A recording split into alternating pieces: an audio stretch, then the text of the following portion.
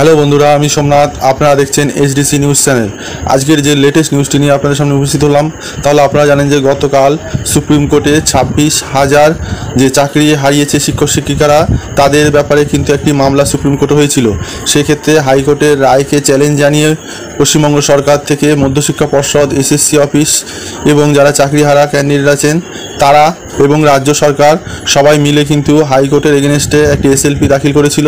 সেই এসএলপি শুনানি কিন্তু গতকাল হয়েছে। সেই গতকালে যখন সুপ্রিম কোর্ট থেকে তাদের বলা হয়েছে যে এই যে দুর্নীতিটি হয়েছে এসএসসিতে অর্থাৎ 2016 সালের নিয়োগ প্যানেলে, সেই নিয়োগ প্যানেলটি যদি বলা হচ্ছে যে কোনো রকম ওএমআর শিট কিন্তু নেই, অর্থাৎ যারা নিয়োগযুক্ত হয়েছেন তাদের হার্ড কপি অর্থাৎ ওএমআর শিটটি কিন্তু এসএসসি থেকে 1 বছরের মধ্যে নষ্ট করে দেওয়া হয়েছে। এবং শুধুমাত্র তাই না, এই হার্ড কপির সঙ্গে যা স্ক্যান কপি অর্থাৎ মিরর যে কপিটি কম্পিউটারে সেভ করে রাখা দরকার, সেটিও কিন্তু তারা নষ্ট করে দিয়েছে। অর্থাৎ এসএসসির হাতে সেরকম কোনো তথ্যই নেই যে 23 লক্ষ যে ক্যান্ডিডেট যারা পরীক্ষা দিয়েছে তাদের মধ্যে কারা যোগ্য এবং কারা অযোগ্য। কিন্তু এসএসসি কালকে জানিয়েছে যে হ্যাঁ, তারা চাইলে কিন্তু চেষ্টা করতে পারে এবং কোর্ট থেকে যদি বলে তারা যোগ্য এবং অযোগ্য, এই 23 লাখ ক্যান্ডিডেটের মধ্যে তারা যোগ্য এবং অযোগ্য কিন্তু বাছাই করে দিতে পারবে। তখন সুপ্রিম কোর্টের প্রধান বিচারপতি বলেছেন যে আপনাদের হাতে তো ওএমআর শিটই নেই বা আপনারা কোনো স্ক্যান কপিও আপনারা রাখেননি, তাহলে আপনারা কিসের ভিত্তিতে বলছেন যে আপনারা এই যোগ্য অযোগ্য নির্বাচন করে দেবেন? তখন এসএসসি যে উকিল যিনি ছিলেন তিনি বলেছেন যে হ্যাঁ, আমরা চেষ্টা করব, আমাদের কাছে যা তথ্য আছে সেই তথ্য দিয়ে আমরা যোগ্য এবং অযোগ্য কিন্তু নির্ধারণ করে দিতে পারবো। আজকে কিন্তু দেখুন এসএসসি অফিস থেকে একটি চিন্তাভাবনা করা শুরু হয়ে গেছে যে তারা এই যোগ্য অযোগ্য কিন্তু বাছাইয়ের পর্ব প্রায় শুরু করতে চলেছে বলেই জানা যাচ্ছে। এবং তারা যে পদ্ধতিগুলো অবলম্বন করেছে সেই নিয়ে আজকে আপনাদের সঙ্গে কিছু আলোচনা করব। এরকম লেটেস্ট আপডেট পেতে হলে অবশ্যই আমাদের চ্যানেলটিকে লাইক, সাবস্ক্রাইব এবং বন্ধুদের সঙ্গে শেয়ার করবেন এবং বন্ধুরাও যেন লেটেস্ট আপডেট সম্বন্ধে অবহিত থাকে সে চেষ্টা করবেন। এখন এসএসসি অফিস থেকে যে পদ্ধতিটি নেওয়া হচ্ছে সেই পদ্ধতিটি হলো তারা অনেকগুলো ভাগে কিন্তু ভাগ করে এই ওএমআর শিটটি মূল্যায়ন করতে চলেছে। যেমন তারা প্রথমে বলছে যে তাদের হাতে যে কপিগুলো আছে অর্থাৎ স্ক্যান কপি করা রয়েছে, সিবিআই যা তাদের দিয়েছে সেই স্ক্যান কপিগুলো তারা কিন্তু পুনঃমূল্যায়ন করবে, অর্থাৎ নতুন করে পরীক্ষক নিয়োগ করে যে স্ক্যান কপিতে যে নাম্বারগুলো ঠিকঠাকভাবে দেওয়া হয়েছে কিনা সেগুলো কিন্তু তারা প্রথমে যাচাই করবে। এবং তারা এটা বলছে যে যারা ক্যান্ডিডেট আছেন এই 23 লাখের কথাই কিন্তু বলা হচ্ছে, কোনো রকম ওই 25,000 নয়।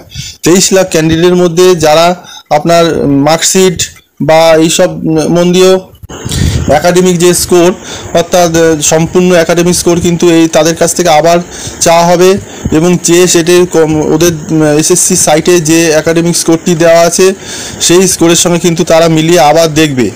এবং তার পরবর্তী ধাপে যে পার্সোনালিটি টেস্ট হয়েছে সেই পার্সোনালিটি টেস্টে তাদের কাছে যে নম্বরটি তাদের কাছে আছে সেই নম্বরটি এই যে দুটো নম্বর তার সঙ্গে কিন্তু তারা যুক্ত করে আবার তারা নতুন করে একটি প্যানেল তৈরি করবে এবং প্যানেল তৈরি করে তার মধ্যে যারা যোগ্য এবং অযোগ্য হবে তার কিন্তু একটি পৃথক লিস্ট তারা বের করতে চাইছে।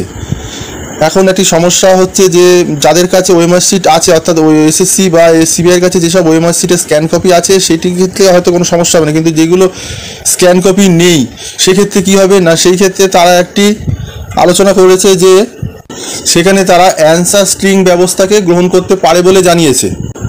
তবে বিশেষজ্ঞরা যেটা বলছেন যে এই বিপুল সংখ্যক অর্থাৎ 23 লক্ষ যারা 2016 সালে পরীক্ষা দিয়েছেন তাদের এই বিশাল সংখ্যায় ওএমআর শিট যদি আবার পুনর্মূল্যায়ন করা হয়, যারা পরীক্ষক আছে তাদের দিয়ে যদি আবার পুনর্মূল্যায়ন করা হয়, আবার তাদের একাডেমিক স্কোর যদি নতুনভাবে যাচাই করা হয় এবং কমিশনের কাছে যে তাদের পার্সোনালিটি টেস্টের যে নম্বরটি আছে সেই নম্বরটি যোগ করে টোটাল যে প্রক্রিয়াটিকে সম্পন্ন করতে প্রায় 2 থেকে কিন্তু 2.5 মাস মতো সময় লেগে যেতে পারে।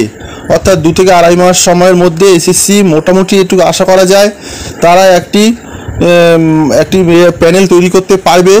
প্রায় 23 লক্ষ ক্যান্ডিডেটের এখন কত পরিমাণে তাদের কাছে ওএমআর শিট আছে এবং তাদের কাছে তারা ওএমআর শিটটিকে যাচাই করতে পারবে সেটি এখন দেখার। তবে আমরা চাইবো যে এসএসসি যেন এই 23 লক্ষ যারা পরীক্ষা দিয়েছে সবারই যেন ওএমআর শিটটি যাচাই করে এবং যে কোনো পন্থায় সেই ওএমআর শিটটি হার্ড ডিস্ক থেকে যেন আবার উদ্ধার করা একদম প্রকৃত যেন প্রার্থী যেন বাতিল না হয় বা কোনো প্রার্থীর যেন তার অবিচার না করা হয় যে তার ওএমআর শিট নেই বলেছে তার খাতা দেখা হলো না বা তার কোনো মূল্যায়ন করা হলো, এটা যেন না হয়। যেভাবেই হোক হার্ড ডিস্ক থেকে উদ্ধার করে হোক বা যে কোনো রকম লেটেস্ট টেকনোলজি ব্যবহার করে যে রকমভাবেই সম্ভব হোক না কেন তাদের ওএমআর শিটগুলো যেন টোটাল এই এই 23 লক্ষ যারা পরীক্ষা দিয়েছে সবার যেন ওএমআর সিট যথাযথভাবে আবার এসএসসি যেন পুনর্মূল্যায়ন করে এবং একাডেমিক স্কোরটিও আবার যেন তারা চেকিং করে পার্সোনালিটি টেস্টের ক্ষেত্রে এখন বলা যাচ্ছে যে তারা যে নম্বর পেয়েছে সেটির ক্ষেত্রে আর কিছু করার নেই। এখন সেটি আবার এসএসসি চিন্তাভাবনা করতে পারে যে নতুন পার্সোনালিটি টেস্ট তারা নিতে চায় কিনা। অনেক কিছু ব্যাপারের উপরে কিন্তু এই ব্যবস্থাটি নির্ভর করছে। তবে আশা করা যাচ্ছে যে এসএসসি যেদিকে যাচ্ছে, আমরা যেরকম বহু ভিডিওতে আমরা যেরকম বলেছি যে এসএসসি যদি চায় এই সমস্যাটির কিন্তু একটি সুষ্ঠু সমাধান তারা করে দিতে পারে।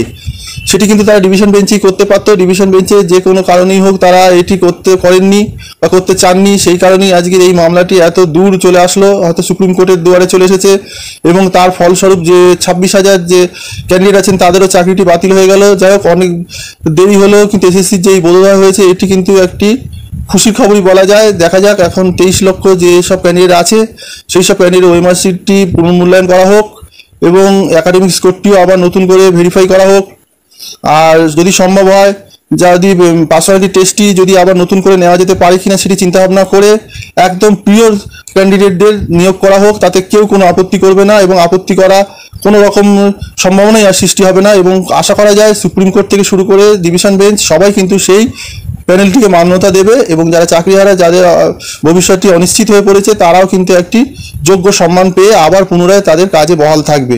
আপনারা কি বলেন, এসএসসি এরকম পদ্ধতিতে এগিয়ে গিয়ে যোগ্য ক্যান্ডিডেটদের চাকরি পাওয়ার যে ব্যবস্থাটি করা এসএসসির পক্ষে কি সম্ভব? আপনাদের মূল্যবান মতামত অবশ্যই কমেন্ট বক্সে কমেন্ট করে জানাবেন।